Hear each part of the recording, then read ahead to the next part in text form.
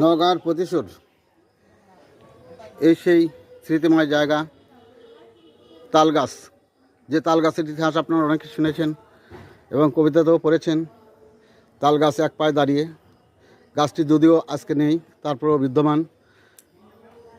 সামনে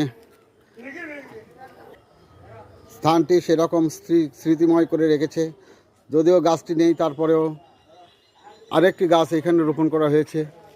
হয়তো তাল গাছ বেড়ে উঠতে বহু সময় লাগে, তাই আরও বহু সময় লাগবে। যে স্মৃতিময় গাছটি, সেই গাছটি আজ আর নেই। তারপরও একই সিস্টেমে একই জায়গায় একটু দূরত্ব হলেও আপনারা দেখতে পাচ্ছেন সেই সময়কার, হয়তো তার কিছু পরের আরও 2টি তাল গাছ এখানে বর্তমানে দৃশ্যময় হয়ে আছে। কবিগুরু রবি ঠাকুর, নওগাঁ প্রতিশোধ। আমরা আবারও যাচ্ছি ওই সেই নদীর পাড়ে, যে নদীটাকে স্মৃতি করে রেখেছে প্রতিশোধ।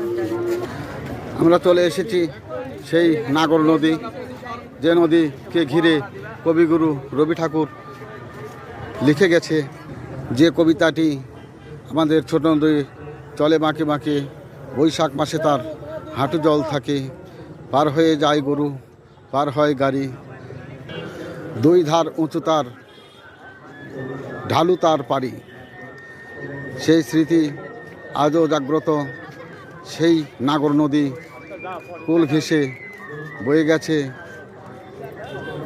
দৃশ্যমান হয়ে আছে সেই কবিগুরু রবি ঠাকুরের স্মৃতি।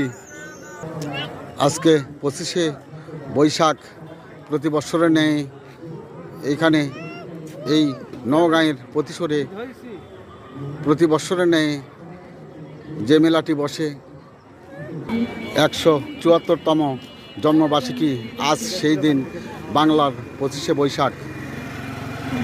সেই স্মৃতিময় নদী এখানে যথেষ্টভাবে সাজানো হয়েছে। পুলিশ এবং যৌথ বাহিনী, নদীর উপরে একটি ব্রিজও হয়েছে। ঠিক কবিগুরু রবি ঠাকুরের কুটিবাড়ি থেকে একটু দক্ষিণ পার্শ্বে আসলেই দেখতে পাবেন এই ব্রিজটি। নদীর এপার থেকে ওপার পার হয়ে যাওয়া যায়।